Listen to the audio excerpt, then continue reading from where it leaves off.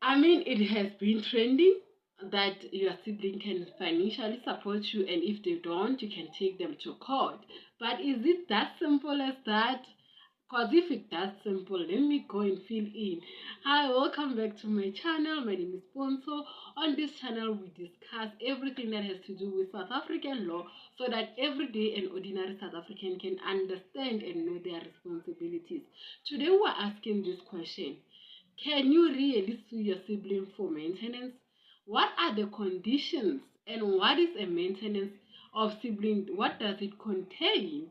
So we're gonna start by explaining what do we mean by saying a maintenance. A maintenance is a legal duty to support someone financially.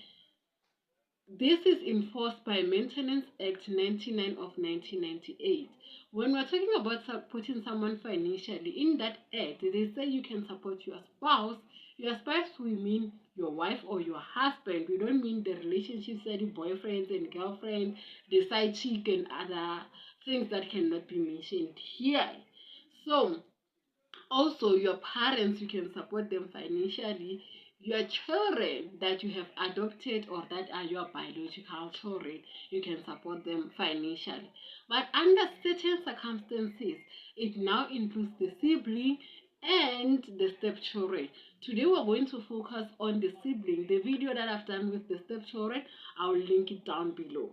So, when do someone say that my sibling can support me?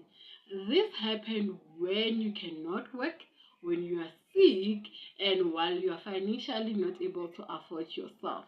What will the court look at when they're saying that now, as a sibling, you can support your sibling, your brother or your sister?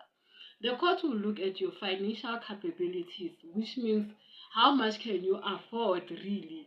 Your lifestyle will be also audited in a way that we understand that if you are living certain lifestyle, it means you have extra cash to spare. I mean, you are driving new cars every year.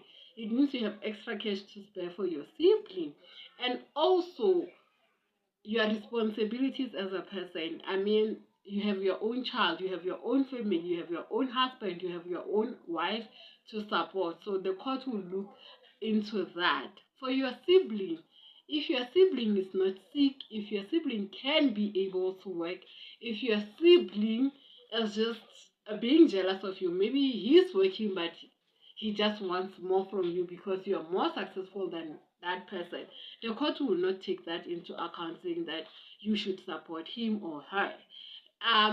This is a condition where even if the parents are still alive, they can say don't support him because the legal duty to maintain someone, it goes to the parents, it goes to the grandparents and the close family relatives, not directly the sibling, because as siblings we are all children of the same mother, meaning that someone should be responsible for us.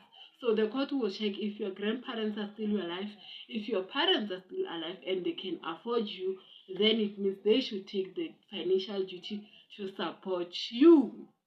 You get it where it's going. And another important thing to look at this thing, this is not a black text, of which I'll do the video next week of how black text work as supposed to maintenance. And this is a law that has been there since the Maintenance Act of 1998, that your sibling can support you. What we have learned from this video is that as a sibling, you don't have to, and it's not an automatic thing that you're gonna support your sibling even if you're working. That those conditions that I've mentioned that will force you or will not force you. Sometimes the court, let's say I go to court, my sister is working and I'm not working, and our parents are no longer alive, our grandparents cannot afford us because they depend on social grant. So I take my sister to court and say, my sister, this is what I want. This is how much I want for you to maintain me. Let's just say I say 2,000. But then my sister has 3 children and she's working as a clerk and she earns around 12,000. So I say to them that I need 5,000. The court will look into my sister's finances and say, but you are earning this much with this responsibility and you have your own life to maintain. So what we're gonna do, we're just gonna reduce this from 5,000 to maybe 1,000 so that I can afford basic needs. Because at the end of the day, the financial dependency does not mean you or needs you to have the lifestyle of Sian Buji or the lifestyle of this glamorous celebrity. It means that you cannot afford basic food. And South Africa has what we call SASA, that provides money every month to families who cannot afford and individuals who cannot afford. By the way, if you find this video helpful and insightful, please do subscribe, comment in the comment section.